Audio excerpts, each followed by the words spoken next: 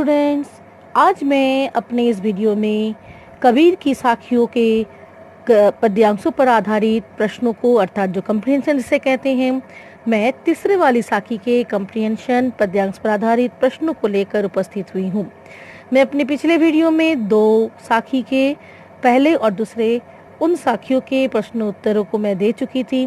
प्रश्नोत्तरों का हम आलोचना किए थे और मैं आशय भी लिख कर दी थी।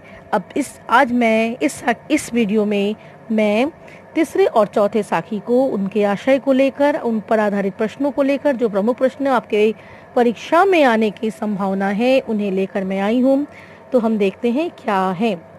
तीसरा साखी है हस्ती चढ़िए ज्ञान कौ, सहज दुलीचा डाड़ी, स्वान रूप संसार है भूखंदे झकमाड़ी। यही है तीसरा साखी, हस्ती चढ़िए ज्ञान कौ, सहज दुलीचा डाड़ी, स्वान रूप संसार है भूखंदे झकमाड़ी। इस साखी के माध्यम से कबीरदास जी ने हमें ईश्वरीय ज्ञान को प्राप्त करने की सीख दी है, उपदेश दी है। इस साखी में कबीरदास जी ने ईश्वरीय ज्ञान की महिमा को बताया है। साथ ही साथ इस साखी के माध्यम से कबीरदास जी ने संसार के द्वारा कटु आलोचना किए जाने पर संसार की जो प्रवृत्ति होती है कटु आलोचना, कटु निंदा करने की, उस पर तिरस्कार भी किया है, करारा व्यंग भी किया है।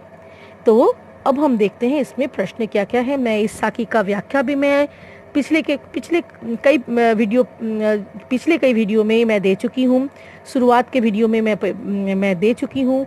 अब अवश्य इसे जानते हैं, तो मैं इसे इस बार लिख कर दे रही हूँ। आपकी सहूलियत के लिए मैं इसे लिख कर भी दे रही हूँ। कुछ बच्चों का ये कहना है कि अगर मैं लिख कर दूँ तो उनको अच्छा रहता है, तो मैं साखी सबका आशय में लिख कर दे रही हूँ। किंतु लिखने का काम कुछ आपको भी मेरे साथ करना पड़ेगा, अन्यथा पढ़ाई फिर दोनों तरफ से नहीं होगा। फिर पढ़ाई मेरी रह जाएगी, आपकी रहेगी ही नहीं। तो हम देखते हैं साखी का आशय क्या है। कबीरदास जी साधकों को संबोधित कर कहते हैं कि हे साधकों, तुम ज्ञान रूपी हाथी पर सहज समाधि रूपी कालीन बिछाकर निश्चिंता से चलते रहो। यह संसार कुत्ते की तरह है जो हाथी को चलता देखकर व्यर्थ में भौंकते रहता है। यह तो शाब्दिक अर्थ हुआ। जो साखी है, इस साखी का अगर हम शाब्दिक अर्थ करते हैं तो ये शाब्दिक अर्थ हुआ। असल में कबीरदास जी साधकों को, प्रभु भक्तों को यहाँ पे संबोधित किए हैं और उन्हें ईश्वरीय ज्ञान प्राप्त करने के लिए उन्हें कह रहे हैं, उन्हें उत्साहित कर रहे हैं। उन्हें उत्साहित करते हुए तथा संबोधित करते हुए कहते हैं कि हे साधक, तुम ज्ञान रूपी हाथी पर निश्चिंत होकर बैठो, लेकिन निश्चिंत होकर बैठने से पहले सहज समाधि रूपी कालीन को बिछा लो। मतलब जब हम हाथी की सवारी करते हैं तो हाथी के पीठ पर कोई आसन बिछा होता है, तब सवारी उस पर बैठता है। तो यहाँ पर यहाँ पर हाथी के माध्यम से ज्ञान को बताया गया है। ज्ञान जो है ज्ञान रूपी हाथी, ठीक है। अगर हमें ज्ञान रूपी हाथी की सवारी करना है तो हमें सहज समाधि रूपी कालीन को भी बिछाना पड़ेगा। मतलब ज्ञान, यहाँ पर ज्ञान ईश्वरीय ज्ञान है। ईश्वरीय ज्ञान रूपी हाथी की सवारी करने के लिए सहज समाधि मतलब कि मन को स्वाभाविक होना पड़ेगा, मन को वासना रहित होना पड़ेगा, मन को पवित्र होना पड़ेगा। मतलब बिना वासना रहित मन के ईश्वरीय ज्ञान की प्राप्ति नहीं होगी। तो ईश्वरीय ज्ञान की प्राप्ति का सबसे पहला शर्त है कि सहज समाधि अर्थात मन में किसी प्रकार का स्वार्थ और वासना न हो। तो इससे कबीरदास जी कह रहे हैं कि साधकों को संबोधित कर कि ज्ञान रूपी हाथी पर सहज समाधि रूपी कालीन अर्थात सहज मन के साथ, स्वाभाविक मन के साथ, वासना रहित मन के साथ तुम ज्ञान को प्राप्त करते रहो। और ये संसार तो कुत्ते की तरह है जो भौंकता रहता है, अर्थात किसी को ऊंची साधना करता हुआ देखता है। ये समाज की प्रवृत्ति होती है। समाज के लोगों की, संसार के लोगों की ये प्रवृत्ति होती है, किसी को अच्छा काम करना देखती है तो वो ईर्ष्या करने लगती है और उसी ईर्ष्या के कारण वह कटु आलोचना भी करती है। तो उसकी बिल्कुल परवाह नहीं करना चाहिए। जिस तरह से हाथी जब चलता है अपने विशाल देह को लेकर जब चलता है, कुत्ता पीछे से वो भौंकता रहता है, क्योंकि वो अपने मोहल्ले का शेर समझता है। कुत्ता अपने को अपने मोहल्ले का शेर समझता है, किंतु हाथी जब मोहल्ले में पहुंचता है, हाथी को देखकर वो ईर्ष्या करने लगता है, हाथी के पीछे भौंकता रहता है, व्यर्थ में भौंकता रहता है। हाथी को उसका कोई असर नहीं होता, हाथी पर उसका कोई प्रभाव नहीं होता, हाथी उसकी भौंकने की परवाह नहीं करता। तो यहाँ पर कबीरदास जी कहते हैं कि जो कटु आलोचना करता है करते रहे, उसकी परवाह न करो, सिर्फ ईश्वरीय ज्ञान को सहज स्वाभाविक मन से प्राप्त करते रहो। जिस तरह से हाथी को कुत्ते के भौंकते रहने पर कोई प्रभाव नहीं पड़ता, बिल्कुल वैसे ही कबीरदास जी भक्तों को, प्रभु भक्तों को, साधकों को सीख देते हुए कहते हैं कि ऊंची साधना में लगे रहते समय अगर संसार कटु निंदा करता है तो उस कटु आलोचना की, कटु निंदा की परवाह नहीं करनी चाहिए, बल्कि अपने साधना के पथ पर बढ़ते रहना चाहिए। इस साखी के माध्यम से कबीरदास जी ने कटु आलोचक संसार का गहरी निंदा करता है और संसार में ऊंची साधना को वह बहुत ही प्रशंसा करता है, और ऐसे प्रभु भक्तों को वो बिल्कुल ही ईश्वरीय ज्ञान को प्राप्त करते रहने में वो लगे रहने के लिए कहता है, और साथ ही अपने अनुभव से प्राप्त किए गए ईश्वरीय ज्ञान की महिमा को भी इस साखी में बताया गया है। कबीर साधकों को उत्साहित करते हैं कि वह साधना के पथ पर, ऊंची साधना के पथ पर वे साधनारत रहे। तो यहाँ पे हम क्या देखते हैं, इसके आशय को फिर हम क्या देखते हैं, कबीर साधकों को संबोधित कर कहते हैं कि हे साधकों, तुम ज्ञान रूपी हाथी पर सहज समाधि रूपी कालीन बिछाकर निश्चिंता से चलते रहो। यह संसार कुत्ते की तरह है जो हाथी को चलता देखकर व्यर्थ में भौंकते रहता है। आशय यह है कि स्वाभाविक, सहज, वासना रहित मन से ईश्वरीय ज्ञान प्राप्त करते रहना चाहिए। संसार ऊंची साधना में लगे लोगों की कटु आलोचना करता है। अगर कोई अच्छा काम करता है तो ये संसार की प्रवृत्ति होती है कि संसार उसकी कटु आलोचना करता है, क्योंकि संसार में बहुत ही कम लोग होते हैं जो प्रशंसक होते हैं। अतः कबीर का कहना है कि कटु आलोचकों पर ध्यान नहीं देना चाहिए, बल्कि हमें अपने काम में लगे रहना चाहिए। हमें वासना रहित होकर पवित्र मन से, सहज मन से, स्वाभाविक मन से, अपने अनुभव से ईश्वरीय ज्ञान को प्राप्त करते रहना चाहिए, साधना पथ पर बढ़ते रहना चाहिए। इसमें जो आगे के प्रश्न हैं हम उसे देख लेते हैं। ठीक है, ये पहला था, कबीर किस ज्ञान को महत्व देते हैं। कबीर, ये चारों जो है, ये चारों प्रश्न का उत्तर आपको लिखना है। मैं पहले वाले सिर्फ साखी का आशय में लिख दी हूँ, और मूलतः आशय से ही, व्याख्या से ही सभी प्रश्नों के उत्तर आ जाता है। तो सभी प्रश्नों का उत्तर इस तरह से आ गया होगा। तो कबीर किस ज्ञान को महत्व देते हैं? अवश्य ही कबीर अपने अनुभव से प्राप्त किए गए ज्ञान अर्थात ईश्वरीय ज्ञान को महत्व देते हैं। मैं सभी प्रश्नों का उत्तर में आलोचना कर रही हूँ, सभी प्रश्नों के उत्तर आपको मालूम हो जाएंगे और आप इन्हें अवश्य ठीक से अपने पास लिखते रहिए। लिखने का अभ्यास बहुत आवश्यक है, ये आपको एकदम समझ लेना है। संसार को स्वान रूप क्यों कहा गया? यस, संसार को स्वान रूप क्यों कहा गया है? जिस तरह से विशालकाय हाथी को चलता हुआ देखकर, विशालकाय हाथी को गर्व से चलता हुआ देखकर स्वान, कुत्ते उस पर भौंकते रहते हैं, पीछे से भौंकते रहते हैं। अर्थात स्वान जो है, कुत्ता जो है, उस हाथी से ईर्ष्या करता है और वो व्यर्थ में ही, कुत्ते जो होते हैं वो व्यर्थ में ही हाथी के पीछे भौंकता रहता है, अपना समय बर्बाद करता रहता है। बिल्कुल वैसे ही जब कोई प्रभु भक्त ऊंची साधना में लगा रहता है, ईश्वरीय ज्ञान को प्राप्त करने में साधनारत रहता है, उस समय संसार के आलोचक, कटु आलोचक, संसार में जो निंदक होते हैं वह उसकी आलोचना करता रहता है, वह आलोचना, वहाँ पे आलोचनाएं होती रहती हैं। तो यही कारण है कि संसार को स्वान रूप कहा गया है। सहज से क्या आशय है? बिल्कुल बहुत ही ये प्रमुख प्रश्नों में से एक है। सहज का तात्पर्य यहाँ पर सहज, सरल, स्वाभाविक, वासना रहित, पवित्र मन से है। सहज का क्या आशय है? इस साखी में सहज कहने से तात्पर्य सरल, स्वाभाविक, वासना रहित, पवित्र मन से है। मतलब जब हमें ईश्वरीय ज्ञान को जब हम प्राप्त करना चाहते हैं तो सबसे पहले मन को वासना रहित होना पड़ेगा, पवित्र होना पड़ेगा। मन में किसी प्रकार की मलिनता नहीं होनी चाहिए, तो ईश्वरीय ज्ञान की प्राप्ति संभव नहीं है। कबीर ने साधकों से किसकी निंदा की है? कबीर ने साधकों से संसार के द्वारा कटु आलोचना करने की प्रवृत्ति की निंदा की है। कबीर ने साधकों से इस साखी में संसार के लोगों के द्वारा कटु आलोचना की जो प्रवृत्ति है उसकी निंदा की है। मतलब कबीर ने कटु आलोचना को तिरस्कार किया है, उसकी उपेक्षा किया है। कटु आलोचना कभी भी प्रशंसनीय नहीं है।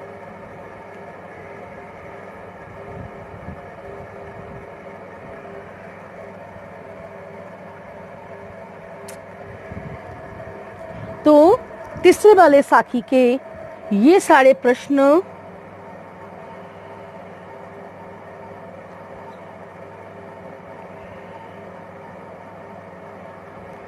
तीसरे वाले साखी के हस्ती चढ़िए ज्ञान को, सहज दुलिछा दाढ़ी, स्वान रूप संसार है, भूखंडे झकमारी, ये है ना, इसके ये सारे प्रमुख प्रश्न हैं जिसे हम कहते हैं कॉम्प्रिहेंशन इंग्लिश में पद्यांश पर आधारित प्रश्न, जो आपके सिलेबस में भी हैं।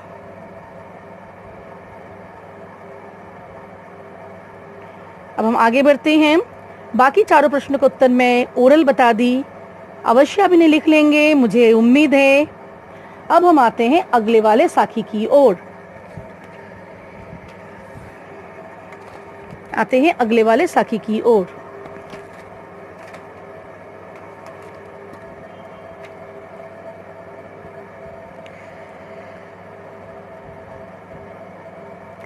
जैसे चौथे वाले साखी में हम आते हैं, पखा पखी के कारणे सब जग रहा भुलान, निरपक होई के हरि भजे सोई संत सुजान। यही है ना चौथा वाला जो साखी है, पखा पखी के कारणे सब जग रहा भुलान, निरपक होई के हरि भजे सोई संत सुजान। यहाँ पर कबीरदास जी ने इस साखी के माध्यम से पक्ष विपक्ष, आपसी वाद विवाद, तर्क वितर्क में लगे रहकर ईश्वर को भूल जाने की बात बताया है। ईश्वर को भजने से भूल जाने की बात को कबीर ने बताया है। ठीक है, हम देखते हैं यहाँ पर क्या क्या प्रश्न है। सबसे पहला प्रश्न है, इस साखी का आशय बताइए। पखा पखी का क्या अर्थ है या क्या आशय है? सारा संसार किस कारण किसे भूल गया? सच्चा संत कौन है? कबीर क्या उपदेश देता है इस साखी में? मतलब आशय में ही सारे प्रश्नों के उत्तर हमें मिल जाते हैं। प्रायः सभी प्रश्नों के उत्तर हम आशय में ही देख सकते हैं। इस साखी का आशय, इस साखी में कबीरदास जी कहते हैं कि आज सारा संसार पक्ष विपक्ष,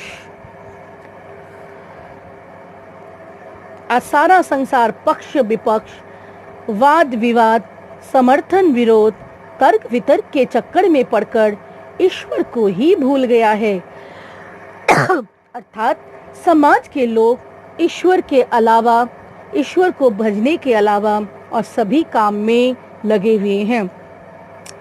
आज समाज में, आज संसार में लोग ईश्वर को नाम के ही वे ईश्वर को भजन करते हैं, ईश्वर की भजन करते हैं, नाम से ही वे खुद को ईश्वर भक्त बताते हैं। किंतु कबीर यह देखता है कि आज सारा संसार पक्ष विपक्ष में है, वाद विवाद में है, समर्थन विरोध में है, विभिन्न विषयों को लेकर, और तर्क वितर्क के चक्कर में ईश्वर को ही भजना भूल जाता है। इस संसार में सच्चा संत वही है जो निष्पक्ष होकर ईश्वर को पूजता है। कहने का तात्पर्य है, संसार में अगर लोग इस तरह से वाद विवाद, समर्थन विरोध, पक्ष विपक्ष, आपसी संघर्षों में और आपसी प्रतिवादों में, आपसी लड़ाइयों में, आपसी समर्थन विरोध में अगर लगे रहेंगे तो फिर वे ईश्वर को कब पूजेंगे, वे ईश्वर को कब पूजा करेंगे, और ईश्वर को नहीं पूजने पर वे कभी भी इस संसार की माया से बाहर नहीं जा पाएंगे।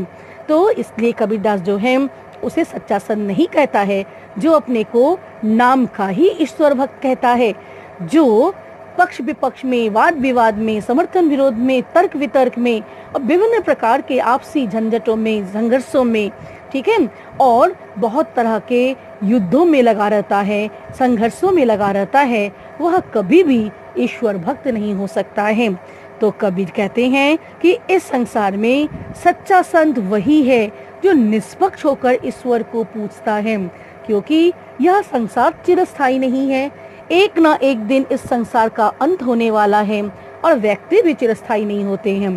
तो क्या फायदा हमें वाद विवाद में, समर्थन विरोध में, विभिन्न प्रकार के संघर्षों में पढ़कर हमें कोई फायदा नहीं होने वाला है। इसलिए कबीरदास जी क्या कहते हैं कि इस संसार में सच्चा संत वही है जो निष्पक्ष होकर ईश्वर को पूजता है, जिसके मन में किसी प्रकार का कोई संघर्ष की भावना नहीं होता, जो सभी प्रकार के संघर्षों और वाद विवादों से ऊपर उठकर निष्पक्ष होकर हरि को पूजता है।